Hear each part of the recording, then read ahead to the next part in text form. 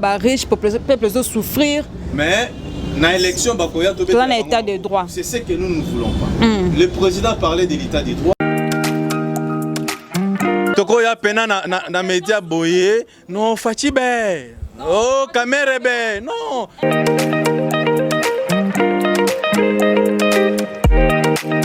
Merci d'être parmi nous sur Niams Officiel Télévision, votre chaîne de informations. Mesdames et messieurs, bienvenue pour ce nouveau numéro de votre nouveau magazine au Bolinaka Mingi Tolo Bilamboka, magazine au Botalara vraiment et Belénébi qui est en direct. Nakati Niams Officiel Télévision pour Nakulanda magazine Oyo. Alors dans ce plateau aujourd'hui, mesdames et messieurs, nous avons un invité spécial et c'est une émission spéciale aussi si je peux dire ainsi parce que tous les amis moi quoi politicien Nakati Mboka na biso ya République démocratique du Congo, monsieur Yvon Mundadi, azali moko ya ba au cadre na kati ya AVC, azali signification AVC azali autre vision du Congo, eza parti cher ya mwana mboka Didier Mundigu o azali allié ya UDPS na inde tokolobela makambu nyonso za koleka na kati ya mboka na biso ya République démocratique du Congo pamba te mboka eza na ba besoin ebele makanisi ya ba yimboka makanisi ya ba politicien na biso ndeko kosala ke mboka et avancer. Alors mon mboka Yvon, bienvenue. Merci maman ngam tuna nazane sengo mingi ya bomona bino pe ya ma invitation na bino na CPD mingi. Merci. Merci déjà pour commencer, tout va bien? Non, tout va bien, nous surtout à Malamu Mingi. Mais mon mboka on comprend pas l'autre fois tu bana comme on a yo na partie chère ya mon mboka Dio Mindongala. Le l'autre comme on a AVC. Pourquoi ce changement brutal? Et le connaît celui que au long on a parti à mon mboka Dio Mindongala, c'est parce que vous grattez ma poste na gouvernement ya sama ou c'est quoi juste? Non mais ngai en fait na kota politique te pona makamo ba poste. Okay. Et ça juste na moni ete pembeni ya mwana mboka Eugène Dio Mindongala d'abandé qu'on s'est retrouvé mingi selon façon na ko sala musala donc na kota qui n'appartient librement na bimi librement et ça pour na papa ma poste était et ça peut pour un problème mon côté na bimi na librement na s'est retrouvé et pas il y a son excellence Didier Boudimbu ou azali jeune ou presque ba idée na yé no ya nga izandenge moko voilà et ça problème na un problème vraiment na décès na linga kotanga makambo mingi ya DCT parce que na longwa qui na DC pour de convenances personnelles je n'ai jamais eu de problème avec qui que ce soit dans kata parti wana seulement vision na ngai façon na ngai pour travailler na mona qui était sous à l'aise té na DC de l'eau dans la kata AVC. Mais mon mboka ozaki quand même président interfédéral ozaki na niveau likolo. Et depuis tous ces temps-là, au moment où ma bête le gouvernement Samuel Bimi, Bendani qui a commis ma bête, à travailler qui bientôt, je ne sais pas. Non, le problème, il y a le gouvernement Samuel qui n'a rien à voir dans Makambo. Okay. Donc avant Makambo Zalaki Nano, Malam Mingite. Déjà il y avait un problème moi Mickey na président par rapport il y a Moussala le lengue biso to linga ki to komisa parti et ça le lengo yo to ande ko mona juste net yemoko et ça le boti mwana mezo abandonner mwana wana sur le terrain. Je vais vous dire encore révéler bino une chose et ça très important. Vous savez l'action surtout l'État na DC. Il y a miné ngam na bimisa mbongo na le président Eugène Dio Mindongala bimisa ta 10 francs. Ah bon? Même $100 à bimisa te. Et je me souviens première action na memi na tchango. Mbongo nga na dépenser etangwaye après ça juste bato boka sécurité bazala kawana après ça bango juste $100 pour na moi sécurité basala la kaye. Alors pouvez-vous comprendre que nous avons une banderole en couleur où va tchabi longi na na ba photo shooting ne longi na ngai na ba publicité les cas to sala be mission ya minene to zoa esika to sala makamamini muto ko dépenser combien na dépenser plus ou moins $5,000 pour ne rien gagner parce que ça n'a qui pour na likamba poste to na likamba mbongo mais ils ont beaucoup de macamonate. Donc vous annoncez officiellement que tu n'es plus aux autres faire partie au Sousna. Nazala Kakunate Nasina Longwa na démissionna déjà. Mais mon Naza au cadre d'une autre vision du Congo. Où est dirigé par moi Namboka, son excellence Didier Boudimbo. Très bien, mais moi donc voilà la raison pour laquelle on a posé ça comme état national il y a DCT. Mais moi Namboka va partir est belé tellement que la Namboka na biso ya République démocratique du Congo. Pourquoi choisir quand on a AVC? Et ça destin de Tindingaye. Vous savez son excellence Didier Boudimbo. Non, ne pas ma pouvoir. Son excellence Didier Boudimbo a ça jeune a incarné changement à Makasi. Aujourd'hui on a même parti de cette autre vision du Congo. A ça la vision il y a le lenge. Vous savez il y a beaucoup de politiciens basala comme le batikala bakoki bakoki vide batikala juste sur la mythe. Mais na kati na bango on remarque que ce basé sur na vision moko élargie. Donc comment kosuka mwandam. Donc Didier Boudimbo c'est un jeune au lelo avenir ezakatinaye a la vision lelo ya kotombola nkita ya Congo et matavama ya kosala mosala lelo malamu. Voilà la raison pour laquelle naza lelo na autre vision du Congo. On sali yena batunyo so oui batunyo bazaki kuna na et pas président Dio Mbaye bangonyo so na AVC. Mais nga naza leader. Parce qu'on vous a suivi l'autre fois na Mama Saranga naza leader. On memi bayimbo ka nyoso. Naza leader. Le roi naza leader na simananga nazaki na bato ebele et que na simananga bato ebele bakotaki na kati ya démocratie chrétienne mais tango ngai sikomo naza leader na bango na lobby ete naza lisusu kuna te faut que bato nga na ki na bango bakotikala esika wana non nayebisaki mutu te alanda ngai mutu moko alandaki ngai te mais tango nga na longwe na bato nakuta na desio baya liboso na ngai balongwe parce que bayebaki élément nino baperdre lelo. Président Dieu m'a dit que lelo yo a un problème. De reprocher mais président Diomi au quoi reprocher net na marambuni. Na ko reprocher négligence ya parti na ye. Olingi na biso lika momoko. Est-ce que yebi que DCT lelo ya na siège te. Ah bon? Ah bon? Combien de fois na ke pa na ina sengi juste mbongo to la siège. Na bimisi na Tchamou, na bimisi na Moamba, na bimisi partout. Ba marche salamaka, ba polo ba to balata ba chemise, ya na misolo na ngai. Pour bimisa mbonga siège c'est un problème, c'est un problème. Est-ce que bien na kati il y a DC oh nous retourner dans la combo. Même ba drapeau pas c'est un problème. Ba drapeau ça la raté. Si ko to ko fonctionner ngani na partir de moi là. Est-ce que moi na mboka Jean 2000 la zangi mbongo? Azangi angote. Donc banda bima qui na prison ça mauvaise foi. So lingo diriger parti au ça parti na yo valerté.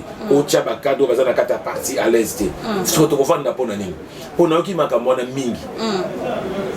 Pour autre les gars mission moko alobiete ba cadre balongwa na DC ba komaki na suka ya limite na bango balandi soki ni toko landa nini. Kasi bolandi pa bobimite bolbozu ba poste te na DC yango boki. Même ceux qui jeune 2000 ndongala.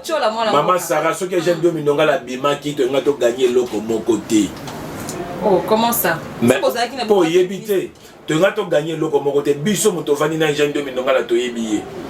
Yo depuis yo za na kati ya RDC awa. Osoyoka ministre ni na bima na démocratie chrétienne. Oyoka député nini? Bana mandataire nani? Bana na député mo provincial. Siko biso ni tonga to salani. Tonga to bima. Donc ce n'est pas pour ça que to longaki. Batika ko savonner biso na makambo biso to yebite. To longwa parce que vision na yeno ya biso koma ki na suka. Très bien. Merci beaucoup mon mboka tolobela makambo tolobela muki AVC. Nous savons tous chaque parti et a une idéologie na un objectif nango. Idéologie à AVC c'est quoi? Le loyo AVC ils ont prôné changement. Très bien. Changement cela veut dire quoi? Elingi koloba ete lo lenge ya ko gouverner mboka. Il faut changer. Gouvernement ya baimboka o eleka kala. Babane ko sale la plus ba autorité morale, plus ba pochi na bango. Mais le tolingi peuple congolais a zonga na valeur na ye. Cela veut dire peuple congolais a une identité moko bato bako respecter. Maman Saroko voyager le lot, au voyager na ba sénégalais na ba libanais boké quelque part.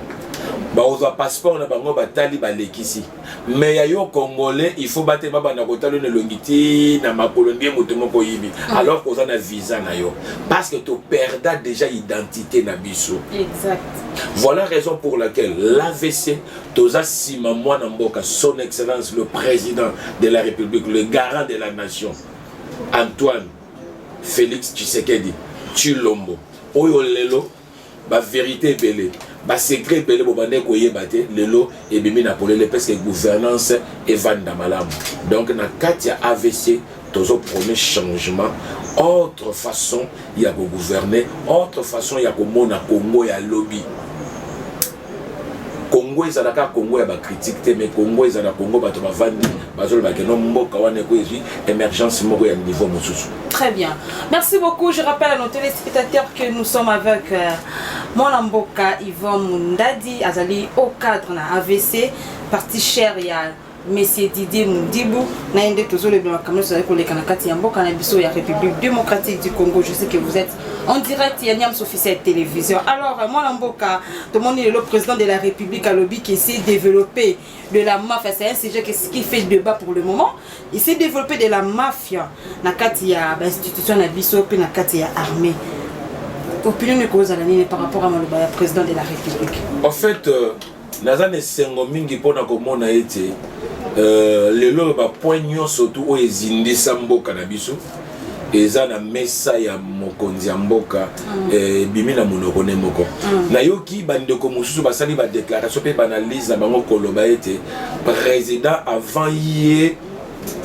avant na kiti ya kibokonzi ayebaki déjà te mafia esalamaka na mboka oyebi eza na certaines mafia ezalaki organisée oyoyo le président a voulu qu'on mette quand on était pour à dénicher à monter mais lelo même effectif il y a ba militaire lelo ba hypothécaire ba pesa effectif mais sur le terrain ba donc mafia s'est développée tant que to comme na moment yo to comprendre que mafia va ndakawa et comme na tango mafia lingi kosila lokola mwana mboka mokonza mboka bomba kana yete alobi polele to komi déjà pembeni na lingi kosala ba déclaration belete sur yango to komi na point ya kosisa mafia ndeko mbongo ebele nkita mboka na cheke na bakocha bato lelo yo bato bazo futa mamalamu mingi te eza na bato bazo tonga ba immeuble lokola mayebozo ke ndeko mata alors que bandeko ba futa makate to kotanga ba kombo na bango letando ikete poto pesa bango mo succès te okomona ete na kamoko kaka bango ne moto bazwaka bango ne moto bakangisaka bato bango ne moto bayebi nyonso tout alors mafia s'est développée voire même dans l'entreprise publique. Mais moi, pourquoi le président de la République, depuis tous ces temps, a sanctionné les mandataires publics qui ont été à Zéla qui battent les Kaibélés pour sanctionner Bango? Pourquoi cette stratégie ou ils silence? Moi, je ne sais pas comment dire. Ils ont silence. Mon Mboka, son excellence, le garant de la nation, Félix Antoine Tshisekedi Tshilombo, avant Acha Maboko, à côté de Zindo, il y a makambo pour comprendre yango. Beaucoup de gens vont dire que le baba mandataire, faut pas longola banate, ba kolongola bango ndengona te po bazwa ba raison te. Il a fallu banquete salama vraiment. Il j'ai face à la musala aye baba nani gestion ni de basala qui par rapport il y a ba tâche et ba responsabilité ba pesa ki bango, basala ki ngolo ndenge nini. Lelo yo to ko comprendre te ba mandataire rebelle ba kotaka pona kosala mabenga na bango pe ba famille na bango. Alors lelo yo lokola to yebi mafia na bango. To yebi lokola bazolongwa lelo eza été pointé nkita po mbongo ya mboka wana ezonga na kata trésor public donc tozwa bango libanda te tokozwa bango na ndenge ya kimia voilà mafia s'est développé na ndenge nyonso tout. Donc il faut les loyaux prison ya makala kala to bakango pona bakuluna po bayibaka na Pascal po bayibaka na Yolo to bayibaka na boulevard mais loyo bakuluna en cravate bazali bato ba détruire voire même avenir na bino bazali le faut ba kota prison et avant ba kota prison faut bazong sa bisolo na biso bazo. Exact, c'est ça le problème. Faut pas zone ça quand dossier tout le monde qui dossier caméra bakanga qui caméra avait détourné beaucoup d'argent. Est-ce qu'ils ont acquis le trésor public? Olandi tete na sima na pelo ya sala ki bakate de 13 ans mais bakangi biloko ne banda kwa sombaki. Et tant que on a biloko azana ngoza pote misolo nezo ngapi na kesi ya l'État. Très bien. Il faut le Congolais comprendre le Congolais. Abima na niveau ya kochaka loboko na kati ya trésor public. Oyebi lelo yo toza na mbongo ebele voire même budget mboka na biso kozala lolenge za wana te. Na koyebi so voire même ba minerai ya mboka na biso. Était comme pendant 30 ans. Sur 100%, sur 17%. Si on bon se compte à la poche, il y a pas tout. Oh, bah le bateau donne le bateau bien à non, baza ba nouveau riche à monde de Mobimba. Très bien, de ces amoulaï, basing batubaro kende, présent makala mikolezali koya. Batubaro tonda kuna parce que de ces ali tellement moulaï, moi mboka tozo lobela toujours mboka top lobela marambo ya jeep, dotation à ba jeep à ba député.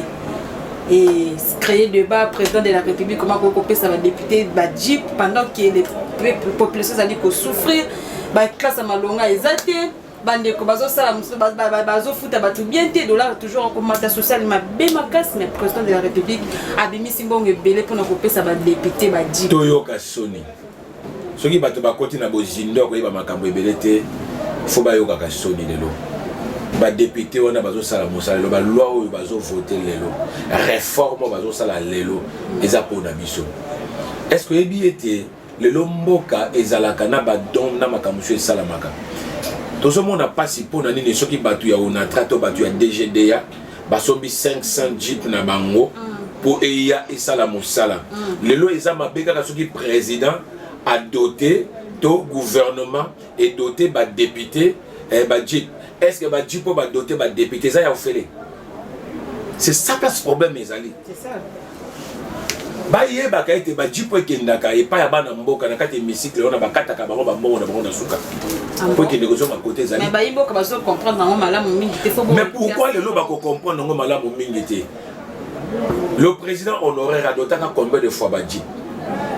To vandi a to uti ko mona été ezana moko ya bayimboka ya Kalawa président honoraire atindi de mona mboka nemina bato ba ko tigele jeep ezali ka corruption baye été ba jeep e bimagande ba député ba zwaka ba kata bango mbongo tie ko kokisama et ça va depuis ko kakala eza corruption te eza pelo ka mabete le lot tozo ke no déplorer bato bazo liate bato bazo sala boete mais moi na mboka to comprendre le loyo et loko moko tozo ba été bazo kalete président de la République a totalisé 2 ans. Dans 2 ans, il a fallu à comprendre makambo ebele. Le lot comme une phase ya kosala musala va permettre à sala musala. Le longa na zoloba démocratie o to bane ko prôner lelo o bato mso ba kete ba père à démocratie na moni te ba père à démocratie te. Baza ba père à démocratie. Baza ba père ya ba bêtise parce que le loyo démocratie nde yango. Otozo kende lelo de ko sako comme on a été le comment rezo bomba mali susute nyo soto comme polele mais na gouvernement oyo régime wuti okende obande ko yeba nini eloko moko te est-ce que boye baka likambu ya ba carte visa o bato bakena na ba banque bakena ko zombo ba sala makambo ndenge esengeli ba batanga to ndiko peper IGF ezalaka na époque ya régime wuti oleka c'est basala ka musala non basalaka musala te lelo yo bande ko voir même ya régime ou toleka baza ko telema baza ko loba baza ko critiquer baza inquiété te mais biso na tango to ko loba de to solo ba boete lobi na on atongo ko luka parce ko sala ta 2 semaines au bomba makaba to ke no luka yo balanda biso kina banda to sota ba mire to kima to za ba bomba lacrymogène lelo yo liberté ya presse ça dit ba to ba loba na bango au mona ba journaliste muso to tout à tour na télévision que non ngana za Katumbisa ngana za Tshisekedi ngana za ceux qui nanango bazolo bana bango lelo baza inquiété. C'est ça la démocratie. Et donc c'est ça la bazola qui ça balingi banda ko bomba ba secret pour les baloba batika ba doté ba député ba jeep da bangoye chef de l'état na gouvernement naye bazo travailler suffisamment le lengeni ne ba ko éradiquer ba biloko musoma mike za na kata mboka mais moi na mboka bande pepe zolo bake kaka mikolo ti ko le camarade le kanaki na Goma ba le gouvernement luki mbongo pona ko tsunga ba sinistre na biso a Goma mbongo mona na kité mais ba jipe mona ni mbam comment on peut analyser actuellement mon konzambo kazali wapi azali tour na est d'accord ça va kaka minoko ne lo baki non mokonza mboka aza na statistique voire même basinistré te ayebi kutu te badeplace soki bamelaki mai so baliaki eloko moko te ntango alobiki ete na discours na alobaki alobi ete soki bavole ezalaki bato nyonso to bakritikaki chef de l'état akosala makambo te par rapport ya makelele ya balabala aosala makambo na calendrier na ye lelo lokola azosala tourné ya maboko pamba te ake lisusu lokola bapesaki ye situation mobimba globale ya makambo ekomaki kuna lelo ye moko akei a répondre na babesoin ya bandeko oyo bazwaki makamba na bango nani moto ayebisaki bango kele ete gouvernement ne koluka mbongo ezalaki te nani moto ayebisi bango ke no gouvernement ekotisaki mbongo eke ebimisi basombi bajipe nyonso to na baye mpo badote voilà de propos na makambo bato balobaka bayebi te lelo oyo mboka na biso eza mboka etondekita soki lelo bapengi entreprise moko oyo basalaka mituka lelo babiki to wana posa botindela biso tosala compta botindela biso autant de véhicules bakotinda yango te il faut que gouvernement ebimisa mbongo cette ignorance wana ya bato koloba kozanga maloba koloba ya kolukaka kocritiquer c'est ça mpenga azomona yango eza mabe donc osala contrat lelo mpe bavion mpe komi na kati ya mboka oyo parce que lelo oyo bandeko ozotangelanga komona baboma lak mpo basala entreprise moko eza privé oyo eza ta baboma lelo onatra ekufa baboma orgaman ekufa baentreprise nyonso tu ya l'état ekufa mpo bango basala baentreprise na bango moko misolo ekotala mabenga na bango baport na biso ya mboka oyo ekufa mpo basala baport mosusu soki ya baledia mpo lelo oyo eza baport moko privé mbongo ekota na kati ya mabenga na bango batika mwana mboka son excellence Félix Antoine Tshisekedi Tshilombo azosala mosala avec Kimia Nyonso toi ça la voilà président ça on sala avec Kimia Nyonso wana maloba na yo mais tout le monde qui président azo ki bokonza la ka ki peuple congolais ka ko bomisa social ko sala bo président beaucoup promis à promettre ba yimboka ebele tellement que jusque là 2 ans et demi rien ne change Denga kuto ebisanga que non mandat na ye s'il déjà changé le moko te wana ndelinga opesanga pasi mais le quoi mandat na ye s'il na noté na na ebishete tika na biso ndeko sara na ko so likambo moko ko kamisa yo oyebi ete constitution ya mboka oyo ezalaki taillé na mesure ya président honoraire oui oyo autai koleka na mboka oyo nyonso te ezalaki taillé na mesure na ye mais mwana mboka son excellence onga na bengaka un grand visionnaire aye kaka kazaka wana alati yango ekoki yango avandisi yango avandi kimia il faut topesa ye merci mingi il faut tobetela ye maboko lelo beaucoup de gens bana organiser te mboka oyo makile kotanga ebele po ki bokonde changer mais ya changer yango na papier na bik seulement FCC kokende te eloko boye kosala mate lelo état de siège mosala nango ya mwana na ebiso kala mingi état de siège ezoko ça 2 mois et quelques tozokende kala mingi te komona yango na lisungi ya FARDC mampinga na biso mboka lelo yo baza doté suffisamment na ba moyens pour ba éradiquer ba force négative les osala makona pe possible pe ko salama kimia lokola tokangi bango minoko na ba compartiment presque nyonso tout tokangi bango minoko mais moi na mboka si on te demande moi na mboka liva mundadi si on te demande de donner le bilan positif du président de la République depuis qu'il est au pouvoir ata mukie bilan na ya mukie ata tala pepe ndima bino na lobby pepe d'abord lelo yo toza na kimia na mboka oyo ça c'est un lelo yo oyo bakanisa ke kokoma te oyibe ekomaka nzembo bitumba ya ese bandeko bazokufa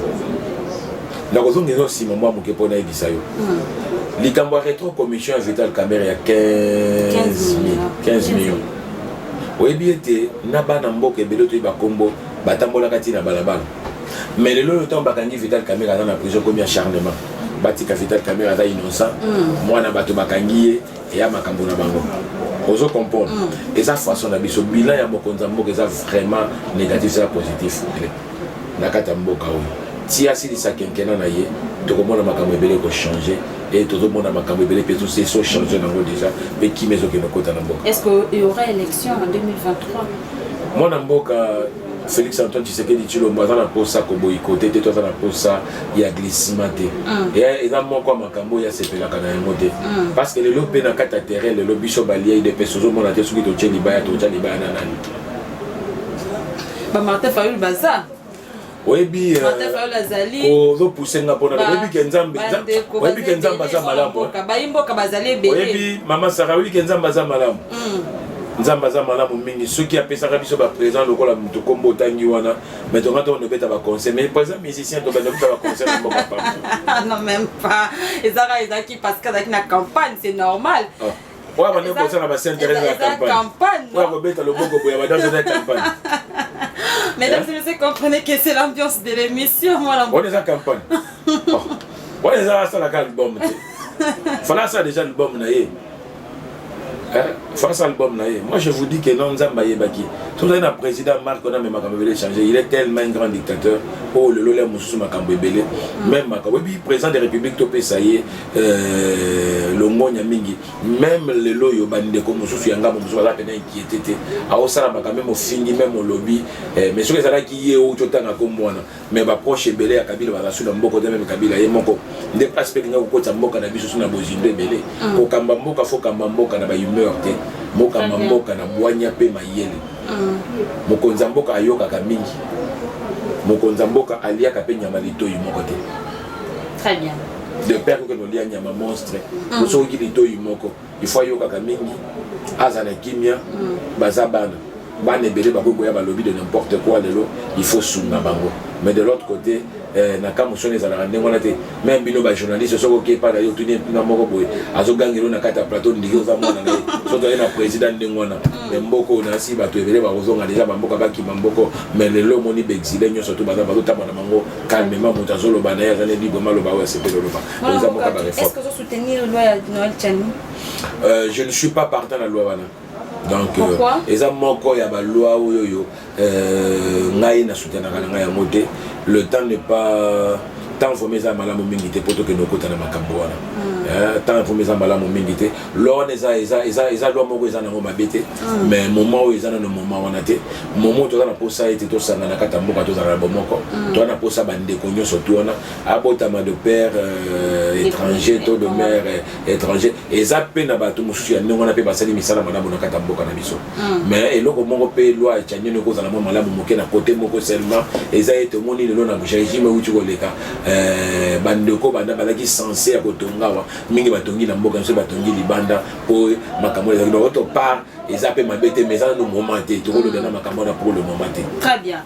On est en train de chuter déjà moi la mboka pour clôturer pourquoi ba sénateur na biso bazo boya ko kolongola immunité ya moi na mboka ya immunité parlementaire ya matata poli eza nini baza libre sacré yango baza libre cela montre à suffisance c'était le chef de l'état atika justice pe ba député mboka na biso baza de parlement indépendant baza libre ça makabo ba sepeli comme ça donc on est comme ba wenge donc moi na yoza moi na mai na ngai osali mabe to bombi to garder non ils ont la monika ma wenge te mais ça la constitution ya mboka na biso et dans l'article moko zo permettre voir même makambo mosusu lelo na pona lo bango te na permettre bato ba lo bate bato ba zongo mona kata constitution mboka na biso lelo mais ngana ko lobete ngesala kinga soni pe mawa ko mona ete bato ba ki censé ba prêcher son exemple à malamu ko bengi sa mona mboka matata mpone za ko kanga ete surtout ceux qui ont présumé cité na vol il a détourné un denier public il a fallu bango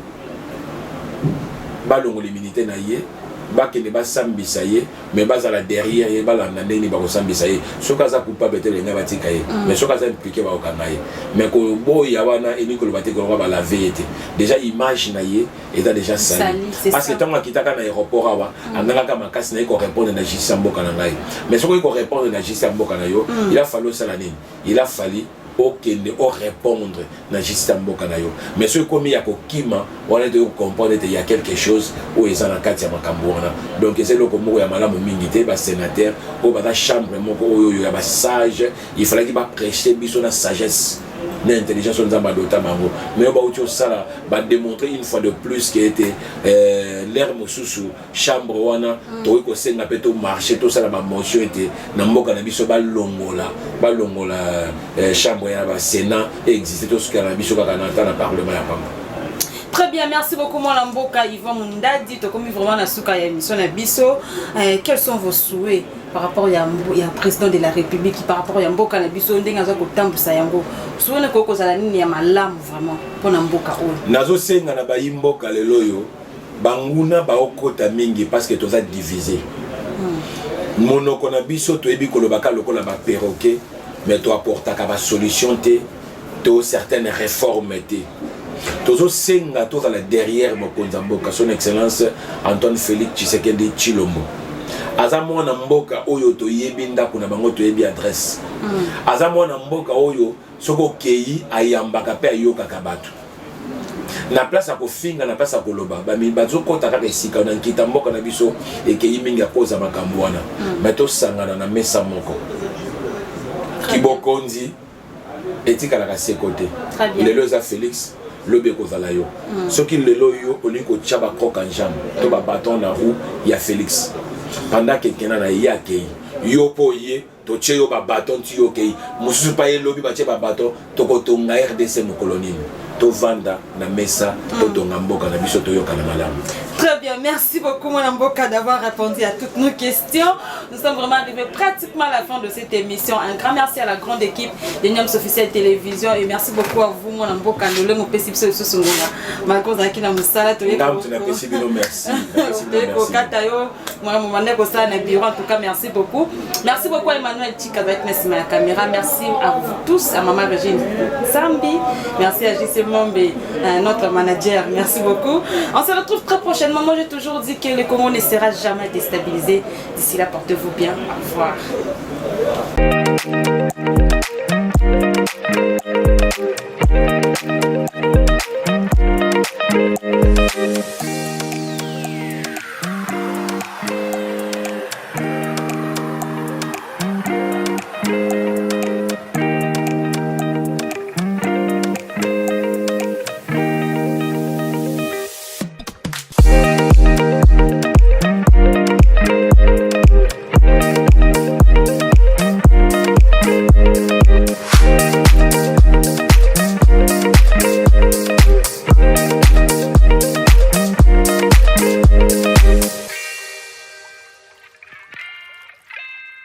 Riche, peuple souffrir. Mais dans l'élection, un état de droit. C'est ce que nous ne voulons pas.